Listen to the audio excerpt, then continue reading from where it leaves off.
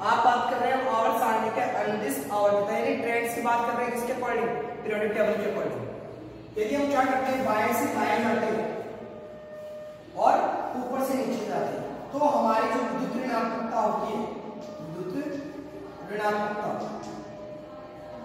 जिसको शॉर्ट में क्या लिखते हैं ये क्या करते हैं बाएं से दाएं जाने पर तो क्या होती है, इंक्रीज होती है, बढ़ती है, जबकि ऊपर से नीचे जाते हैं तो क्या होती है, घटती है। और हम जानते हैं जो आपकी आवर्त सारणी होती है उसके ऊपर से नीचे जाने पर जो आकार होता है वो क्या होता है, बढ़ता है। तो इलेक्ट्रोनेगेटिविटी क्या होती है, विद्युत ऋणात्मकता घटती है। जबकि हम बात करें बाएं से दाएं जाने पर तो विद्युत ऋणात्मकता तो क्या होती है, बढ़ती है। अगर मैं बात करूं आयनिक ऊर्जा की, आई की, तो वो भी क्या होती है, बढ़ती है।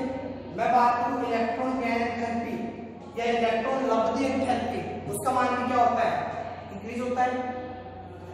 और Nc ये भी क्या होता है, इंक्रीज। ये होता है आपका नाभिकीय चार्ज, यानी नाभिकीय चार्ज भी बढ़ता है, इलेक्ट्रॉन लब्धि एंथैल्पी भी बढ़ती है और आयनिक ऊर्जा का मान भी बढ़ता है। तो यहाँ पर विद्युत ऋणात्मकता का मान भी बढ़ता है। और हम सब जानते हैं पूरी आवर्त सारणी में फ्लोरीन की विद्युत ऋणात्मकता सबसे ज्यादा होती है, वो भी कितनी होती है, मैक्सिमम 4। विद्युत ऋणात्मकता कितनी होती है, फ्लोरीन की 4। और पूरे आवर्त सारणी के अंदर सबसे ज्यादा विद्युत ऋणात्मकता किसकी होती है, फ्लोरीन की। आगे देखिए, अब हम बात कर लेते हैं पीरियड्स के अंदर, आवर्त के अंदर। आवर्त पहले आवर्त की बात कर रहा हूं, ये लो आवर्त फर्स्ट, सेकंड और थर्ड। फर्स्ट में हम जानते हैं आवर्त पीरियोडिक टेबल में सबसे पहले क्या आता है, हाइड्रोजन। मैं केवल आपको उन्हीं परमाणु या तत्वों की बताऊंगा विद्युत ऋणात्मकता जो आपको याद करनी है। फिर हम बात करते हैं सेकंड की, यहाँ पे कार्बन, नाइट्रोजन, ऑक्सीजन, फ्लोरीन। फिर हम बात करते हैं थर्ड की, फास्फोरस, सल्फर, क्लोरीन, ब्रोमीन और आयोडीन। बस इतने ही एलिमेंट्स के आपको इलेक्ट्रोनेगेटिविटी को ध्यान में रखना है, विद्युत ऋणात्मकता को ध्यान में रखना है। उससे आप अगर आप कर पाओगे, जितने भी आप विद्युत ऋणात्मकता के उपयोग है, यूज है, उनको आप देख सकते हो। सबसे पहले मैं ये बता देता हूं, फ्लोरीन कितनी होती है, 4। कितनी होती है विद्युत ऋणात्मकता, फ्लोरीन की 4 होती है। फिर हम बात करते हैं ऑक्सीजन की, तो आप 0.5 कम कर दीजिए तो कितना होता है, 3.5।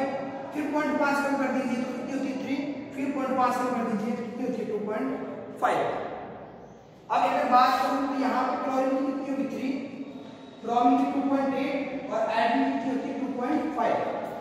ये होती है विद्युत ऋणात्मकता। और अगर सल्फर की बात करें तो 2.1, फास्फोरस की कितनी होती है, 2.1 और हाइड्रोजन की कितनी होती है, 2.1। अब अगर मैं बात करूं विद्युत ऋणात्मकता के बढ़ते हुए क्रम में इनको व्यवस्थित करना है, तो हम क्या करेंगे, सबसे ज्यादा कौन होगा, फ्लोरीन। फ्लोरीन के बाद में सबसे ज्यादा कौन होगा, ऑक्सीजन, 3.5 है। ऑक्सीजन के बाद में सबसे ज्यादा कौन होगा, नाइट्रोजन और क्लोरीन, दोनों बराबर है। तो हमने लिख दिया नाइट्रोजन बराबर किसके, फ्लोरीन के। फिर हम देखते हैं 2.5 आयोडीन और कार्बन। तो क्या आ गया, आयोडीन इक्वल है किसके, कार्बन के। फिर देखिए, फिर हम बात करते हैं क्या, 2.1 सल्फर की है, लेकिन 2.8 क्या है, मैक्सिमम है। तो हम भूल गए ब्रोमीन को, ब्रोमीन कहाँ आएगा, यहाँ ब्रोमीन की ज्यादा थी किससे, आयोडीन और क्लोरीन से, क्योंकि इन दोनों की बराबर थी 2.5 ब्रोमीन की। फिर हम बात करते हैं किसकी, 2.1 की। तो 2.1 किसकी, सल्फर, फास्फोरस और हाइड्रोजन। तो यहाँ क्या आ जाएगा, सल्फर किसके बराबर है, फास्फोरस के और हाइड्रोजन के। इस प्रकार आप क्या कर सकते हो, यहाँ पे कैलकुलेट कर सकते हो क्या, इलेक्ट्रोनेगेटिविटी हो रही है। क्या बता सकते हो, विद्युत ऋणात्मकता का बढ़ता हुआ क्रम। बस आपको कितने तत्वों की विद्युत ऋणात्मकता याद रखनी है, 1 2 3 4 5 6 7 8 9 10। बस 10 तत्वों की आपको विद्युत ऋणात्मकता याद करनी है। लगभग आप विद्युत ऋणात्मकता से सारे क्वेश्चन कर पाएंगे। आगे देखिए, अब हम बात करते हैं क्या, विद्युत ऋणात्मकता के अनुप्रयोग। विद्युत ऋणात्मकता के अनुप्रयोग या फिर एप्लीकेशन। विद्युत ऋणात्मकता के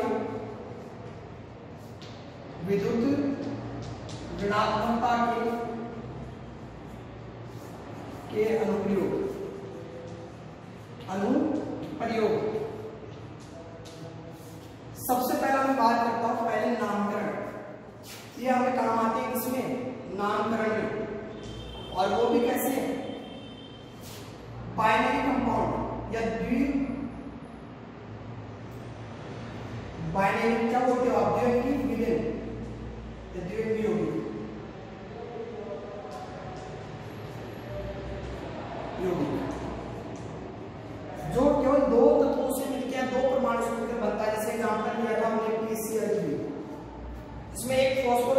क्लोरीन है। दो परमाणु से मिलकर क्या बना, ये तो बना पूरा।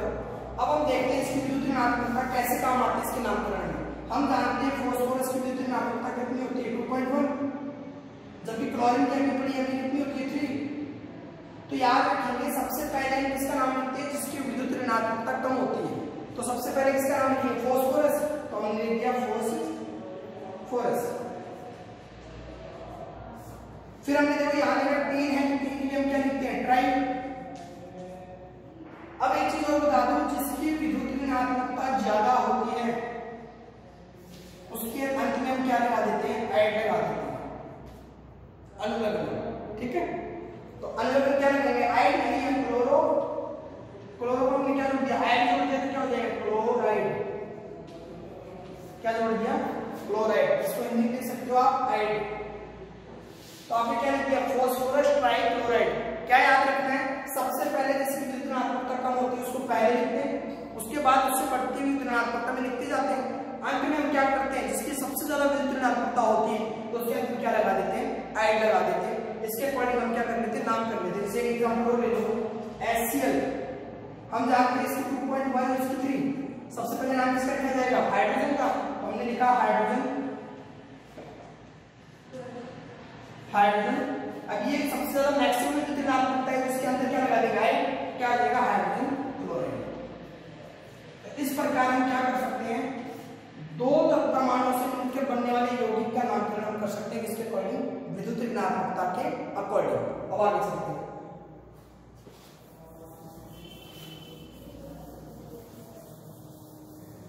फिर हम बात करते हैं धातु और अधातु गुण की। विद्युत ऋणात्मकता को शॉर्ट में लिख रहा हूं Al। जो विद्युत ऋणात्मकता होती है वो क्या होती है, अधात्विक गुण के, अधात्विक गुण की क्या होती है, समानुपाती होती है, और जबकि धात्विक गुण की विक्रमानुपाती होती है। धात्विक गुण,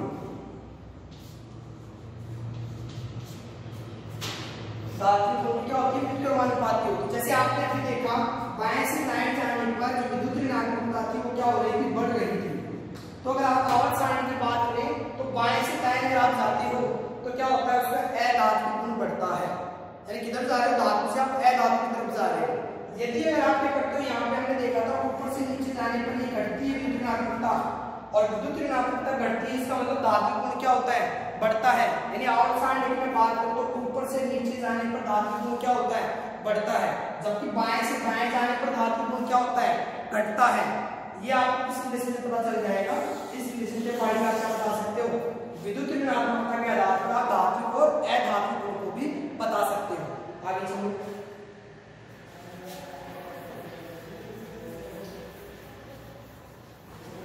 आयनिक सहसंयोजक बंध में, सहसंयोजक बंध में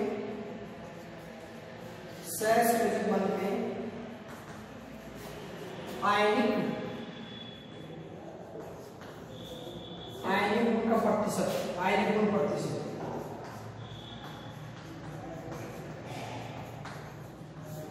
जो ये हमारा तीसरा सहसंयोजक बंध में आप क्या कर सकते हो, प्रतिशत निकाल सकते हो किसका, आयनिक गुण का, कि एक सहसंयोजक बंध में कितने आयनिक गुण प्रेजेंट है, उनका प्रतिशत कितना है, वो आप किससे कैलकुलेट कर सकते हो, विद्युत ऋणात्मकता के आधार पर। कैसे, वो देखिए आप। हैवी और स्माइल के एक सूत्र दिया था, स्माइल क्या दिया था आपको, आयनिक गुण का प्रतिशत निकालना था। तो उन्होंने फॉर्मूला क्या दिया, 16 XA minus XB plus 3.5 XA minus XB का स्क्वायर। ये किसने दिया था, एलिस मैन ने सूत्र दिया था कि इसके अकॉर्डिंग आप क्या कर सकते हो, आयनिक प्रतिशत निकाल सकते हो। यहाँ पे X क्या था, A की विद्युत ऋणात्मकता, और XB क्या था, B की विद्युत ऋणात्मकता। इनके मान आप पुट करेंगे तो आप क्या निकाल सकते हो, विद्युत ऋणात्मकता के आधार पर आप क्या निकाल सकते हो, उनका आयनिक प्रतिशत निकाल सकते हो। एक एग्जांपल देता हूं आपको मैं, NaF, फ्लोरीन की हम जानते हैं विद्युत ऋणात्मकता कितनी होती है, 4। सोडियम की कितनी होती है 0.9। अब देखिए मैंने इसको क्या माना A और इसको क्या माना B। अब देखिए मेरा क्या फॉर्मूला आएगा 16 x से कितना है ये रहा हमारे पास है A की कितनी ऋणात्मकता कितनी 4 हमने लिख दिया 4 माइनस B की कितनी है 0.9 हमने लिख दिया 0.9 फिर प्लस 3.5 यानी 4 माइनस 0.9 इंटू स्क्वायर तो हमारे पास क्या आ गया 16 इंटू 3.1 प्लस 3.1 का स्क्वायर। फिर जब आप उसको सॉल्व करेंगे तो आपके पास आंसर क्या आएगा 83.23 कितना आ जाएगा 83.23% क्या होता है NaF के बीच में जो आपकी ये बॉन्ड बनता है सहसंयोजक बंध बनता है इसमें आयनिक फैक्टर कितना होता है 82.23%। यानी इसमें आयनिक गुण ज्यादा है सहसंयोजक गुण की तुलना में। क्यों तो इसमें 84% के लगभग कितना है आयनिक गुण है इसके अंदर NaF में, तभी हम इस सहसंयोजक बॉन्ड नहीं दिखता हम इसको आयनिक कंपाउंड मान लेते हैं। ये था हमारा तीसरा इसका अनुप्रयोग। आगे चलो चौथा अनुप्रयोग। ये सारे अनुप्रयोग हम किस पे आधारित हैं विद्युत ऋणात्मकता के ऊपर आधारित हैं। नंबर 4 बंध सामर्थ्य। बंध सामर्थ्य बॉन्ड स्ट्रेंथ ये क्या होती है समानुपाती होती है किसकी स्थायित्व की। जिसका बंध सामर्थ्य ज्यादा होगा बंध सामर्थ्य का मतलब समझो जैसे बंध बना इनके बीच में और सामर्थ्य का मतलब ताकत। अगर बॉन्ड जो आपने बंध बनाया वो मजबूत होगा तो वो स्थायी होगा क्योंकि उसको आप आसानी से क्या नहीं कर सकते तोड़ नहीं सकते। उसको तोड़ने के लिए आपको बहुत सारी ऊर्जा की आवश्यकता पड़ती है। तो ये दोनों एक दूसरे के क्या होते हैं बंध सामर्थ्य क्या होता है स्थायित्व के समानुपाती होता है। लेकिन इन्होंने क्या कहा जो विद्युत ऋणात्मकता जो होती है वो क्या होती है इसके इनके अंतर के बराबर समानुपाती होती है। विद्युत ऋणात्मकता के अंतर के समानुपाती होती है। यदि विद्युत ऋणात्मकता अंतर ज्यादा तो स्थायित्व भी ज्यादा बल सामर्थ्य भी ज्यादा। अगर ये कम तो ये दोनों भी कम। एग्जांपल देखते हैं HF HCl HBr HI। अगर आपसे पूछ लिया जाए इसका स्थायित्व किसका ज्यादा होगा कौन ज्यादा स्टेबल है तो कैसे पता लगेगा। हमें पता है हाइड्रोजन 2.1 और इसकी 4 इसका 2.1 इसकी कितनी होती 3 2.1 और इसकी कितनी होती है 2.8 2.1 2.5। ये हमें पता है कि विद्युत ऋणात्मकता क्या होती है इनका मान ये होता है। इन दोनों में जब हम अंतर देखते हैं तो कितना का आता है 1.9 4 में से माइनस करोगे 2.1 को यहाँ अंतर देखते तो कितना आता है 0.9 यहाँ अंतर देखने में कितने का आएगा 0.7 और जबकि यहाँ कितने का आएगा 0.4। अब हमें पता है कि अंतर का मान कम तो उसका स्थायित्व भी क्या होगा कम। तो यहाँ सबसे कम अंतर किसका है इसका तो सबसे कम स्थायित्व किसका होगा इसका। यानी ये हो रहा है आपके पास ये क्रम आ जाएगा। यानी सबसे ज्यादा स्थायी कौन है HF है। क्यों क्योंकि उसकी विद्युत ऋणात्मकता में अंतर क्या है ज्यादा है और विद्युत ऋणात्मकता में यदि अंतर ज्यादा होता है तो स्थायी भी होता है उसका बंध सामर्थ्य भी क्या होता है उतना ही ज्यादा होता है। ये था हमारा क्या 4th अनुप्रयोग। आगे चलते हैं अम्लीय प्रकृति। 5th क्या है हमारे पास अम्लीय प्रकृति या एसिड नेचर। अम्लीय प्रकृति अम्लीय प्रकृति अम्लीय जो प्रकृति होती है वो विद्युत ऋणात्मकता के अंतर के व्युत्क्रमानुपाती होती है। यदि विद्युत ऋणात्मकता में अंतर कम तो आपकी अम्लीय प्रकृति क्या होगी उतना ही वो ज्यादा अम्लीय होगा। यदि विद्युत ऋणात्मकता में अंतर ज्यादा तो अम्लीयता क्या होगी कम हो जाएगी। एग्जांपल वही ले लो आप HF HCl HBr और HI। अभी आपने इसका अंतर निकाला था 1.9 इसका कितना आया था 0.9 0.7 और 0.4 ये आपने अंतर निकाला था अभी ऋणात्मकता में अंतर। अब आप देख रहे हैं सबसे ज्यादा ऋणात्मकता अंतर किसमें है इसमें तो इसका ये विद्युत ऋणात्मकता अंतर ज्यादा है तो ये एसिड का क्या होगा अम्लीय प्रकृति क्या होगी सबसे कम होगी। यानी सबसे ज्यादा अम्लीय का क्या आ जाएगा जस्ट से उल्टा। सबसे ज्यादा अम्लीय कौन है HI किसी कंपैरिजन में HBr HCl और HF की तुलना में क्योंकि इनके बीच विद्युत ऋणात्मकता क्या है ज्यादा है तो ज्यादा होगा तो उसकी अम्लीय प्रकृति उतनी ही क्या हो जाएगी कम हो जाएगी। ये था आपका 5वां अनुप्रयोग। हम बात करते हैं 6ठे अनुप्रयोग। लास्ट और छठा अनुप्रयोग, अम्ल में क्षार, अम्ल में क्षार, एसिड और बेस। ठीक है, देखो पहली बात तो अम्ल को समझो क्या होता है।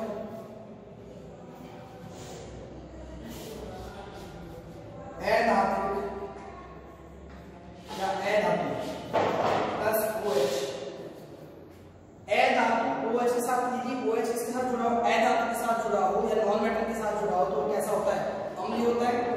और यदि अधातु धातु OH के साथ जुड़ी हो तो क्या बनाते हैं, क्षार बनाते हैं। जैसे एग्जांपल देखिए आप NaOH, आप जानते हो Na धातु मेटल है, ये OH के साथ जुड़ा है, क्या है हमारे पास, क्षार। इसका एग्जांपल दे देता हूं मैं HNO3। अब आप लोगों इसमें तो OH है ही नहीं, तो इसकी स्ट्रक्चर देखो ऐसी होती है NOOH HNO3, यहाँ पे नेगेटिव पॉजिटिव आ जाएगा, वहां पर लगा देना बैलेंस करके। तो यहाँ OH किससे जुड़ा है, A धातु से साथ जुड़ा है, तो जो क्या कहलाएगा, अम्ल कहलाते हैं। लेकिन हम पढ़ क्या रहे हैं, विद्युत ऋणात्मकता के अनुप्रयोग के अकॉर्डिंग। तो विद्युत ऋणात्मकता का अनुप्रयोग समझिए आप, NaOH, आप जानते हो इसके अंदर क्या होता है, 0.9 होती है इसकी विद्युत ऋणात्मकता।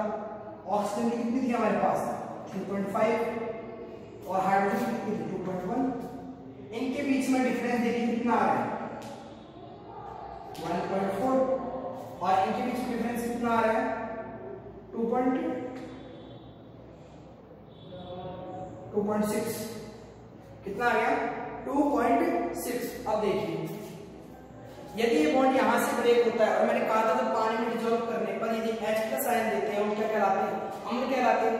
यदि बॉन्ड ये यहां से टूटेगा, यानी मैं कह रहा हूं कि निम्न विद्युत ऋणात्मकता अंतर की जगह से टूटेगा तो क्या बनाएगा, अम्ल बनाएगा। और यदि विद्युत ऋणात्मकता का अंतर ज्यादा हो, वहां से यदि वो बॉन्ड ब्रेक होता है तो क्या बनाएगा, क्षार।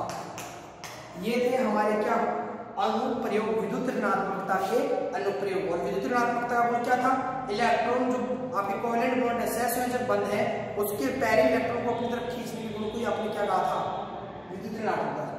स्पष्ट या शॉर्ट शब्दों में कह सकते हो, इलेक्ट्रॉन को अपनी तरफ खींचने का गुण क्या कहलाता है, विद्युत ऋणात्मकता। जिसमें जितनी ज्यादा विद्युत ऋणात्मकता होगी वो उतना ही ज्यादा इलेक्ट्रॉन को अपनी तरफ क्या करेगा, खींचेगा।